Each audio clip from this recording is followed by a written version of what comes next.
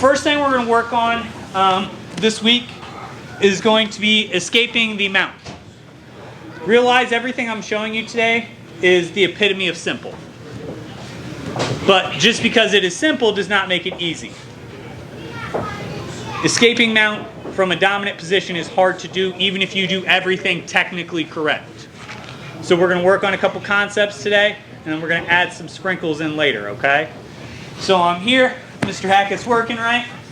We're just going to go over basic 101, how do we get out of mount, right? First thing I'm going to look to do is trap everything on the same side. So for me, that generally means I'm going to look to scoop over his right arm. I'm going to look to connect our elbows, reaching up, locking my hands right on the small of his back. As soon as those hands connect, I'm going to look to step my foot right over his ankle, trying to trap it to my butt here. Now, if he's got his ankles crossed, that doesn't hurt our problems here. But if he's trying to grapevine you, you want to make sure that your opposite leg is free. You can still keep this one hooked, you just want to make sure this one isn't getting stretched out. So you want to fight with this leg to keep it free because it's your post. You're then going to post this foot in the mat, and I'm not looking to take James to the side here. I'm looking to take him over my shoulder.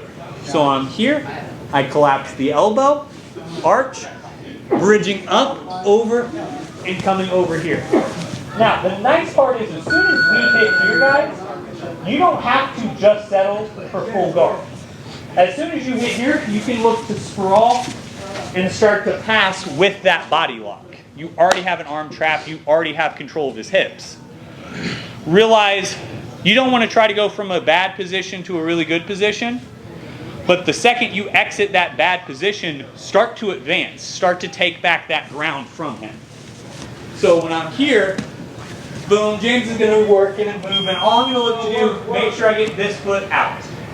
I'm going to collapse, trap, and I'm going to look to lock my hands just above his belt line here.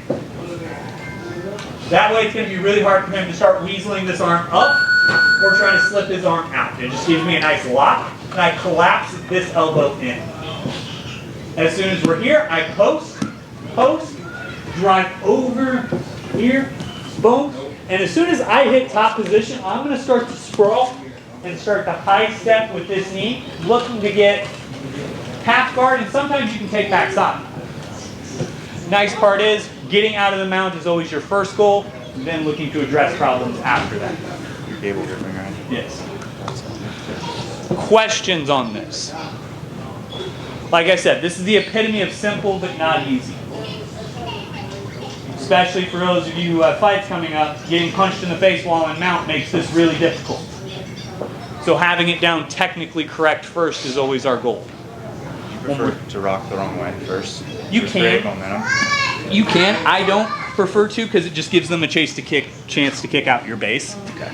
So what James asked is, would I look to like bridge this way and then come back?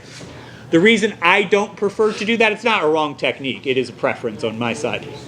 Whenever I base and post to come up here, he's going to post his hand in the mat most of the time. And as soon as that hand comes into the mat, he's going to start looking to like kick out my base and do all those things. Okay. So when I'm here and I'm hand fighting, as soon as my hands lock, I'm posting, boom. Post and bridge. This isn't one that you should be hanging out in the mount for a long period of time. This should be one that the second you connect your hands, you bridge and go. All right? All right, driller out. 1, 2, 3. So now I'm here with Mr. Hackett, and this one here is more for the guy who's playing low on your hips, but just trying to basically ride and looking to, you know, trap your arms and work from there. So like the Kimura trap series we were working previously, guys who are working more of that low mount arm trapping series, this is a great escape for that. So when we're here, all I'm going to look to do is get to my home alone defense. So everyone remembers, if you're under the age of 40, the slap, and they have their hands tight here. I'm looking to get to that defense first. That's going to keep me out of trouble. Then I'm going to look to pick a side. So for me, I always like to have my right hand doing a lot of the work, so I'm going to look to go to my left here. I'm going to look to uncross his feet, bump my hips up, and get this bottom leg flat here.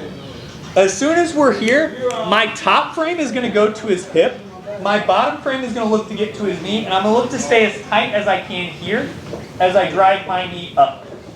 The reason this one works very well is because all you're really looking to do is trap that ankle and turn to the far side. So as soon as I get here, I get that ankle trapped. All I'm looking to do now is keep that trapped and turn. My knees are now facing Jeremy. I want them to face the ring. All you're doing is using that turn to create space and get your legs involved in framing here. So when we talk about frames, some of the easiest ways to frames are your forearms and your shin bones. They just create little walls that make it harder for him to work around. So if I'm here with Mr. Hackett, and we're here and I'm working, boom, I get here, I get this leg flat.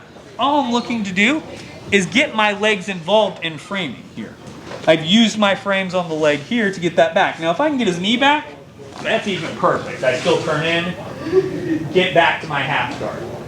But the goal here is just trap that ankle and turn into him. That's going to allow you to create space, use those frames, and defend yourself well. This, less ideal for those of us with fights coming up, unless you can get to it quickly. This isn't one that you should hang out on and try to be doing while they're hitting you in the face. Kind of changes the game a little bit. So when we get here, boom, I bump, and I get to my hip here. I start getting that ankle back, I trap. As soon as that ankle's trapped, I start turning into him. That's going to allow me to get there. Alrighty? Questions on this one, guys? Like I said, the basics is buck, get to that hip, get to that side. Use those frames to trap that ankle. As soon as you can lock onto that ankle and lower leg, just turn your hips and legs to the other side. Alrighty? Prefer to go quick from quarter to half. Yeah. As quick as you can. Yeah, that's what I was thinking. Alrighty? 1, 2, 3. We're here. Boom. This next one's nice, especially if you have a good bridge. This one can be used kind of as a little bit of a misdirect. So for me, I like to get a good high bridge in on this next one. Boom. I'm just looking to explode my hips up. The second my hips hit the top of that peak, all I'm going to look to do is catch James. I'm not trying to bench press him here. I'm just trying to catch him. So we're here, we're working, boom. I pop my hips up and catch James at the top. The second I feel my hip, I drop my hips under, I'm throwing my knees through, going to butterfly guard. This is an explosive motion. So when we're here, the goal is not bench James up and then hope I can bring my legs through. You're not Mike, you can't do that. Alright? But my goal is pop my hips up and catch James.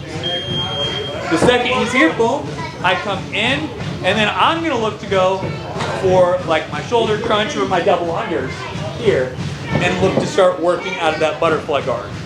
Because the goal is, ideally you land in butterfly guard. Worst case scenario, you land in some sort of quarter half guard. But you get some leg involvement, you're able to move. So if I'm here, boom, let's say I pop and it doesn't quite get in, and James falls back on top of me here. Boom, I still am in some defensible position. I can then start to work my way out. The ideal world is you catch them perfectly at the top, you're able to get both your knees in and you're in butterfly guard. But the real goal of this is get at least one leg through and use that to work out. So I'm here, boom, I'm working with James, I'm trying to defend myself. Boom, start working from there. Questions on this one?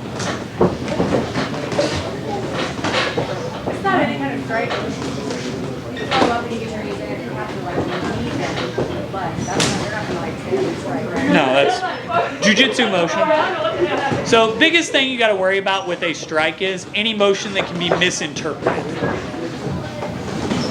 Me and Mr. Hackett are here, and we're trying to wrestle here, and I go, right? That's a strike, right?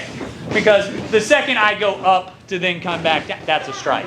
But if me and James are wrestling here, and I go heavy club hand and work, that's a jiu-jitsu motion. So the only time you should worry about, hey, are they going to call that, is if your intent is wrong. Because 9 times out of 10, a good ref can sneak out the intent. It's like a wind. Like I wind up for a snap. Yeah, I was just trying to snap him, ref. I promise I wasn't just trying to club hand his neck. Right? Or a crossface. Like if I'm trying to crossface you to get you to go back flat, if I reach my hand back here and go palm strike through, it's easy to see. So don't try to be dirty and you won't have to worry about getting called out. Does that make sense? Other questions on this? Pop your hips up. Like I said, the goal is not to bench press them, guys. The goal is to lift them up, and then I just catch. That catch is what allows me to drop my weight through and re-engage my legs. All right? All right, drill her out. 1, 2, 3.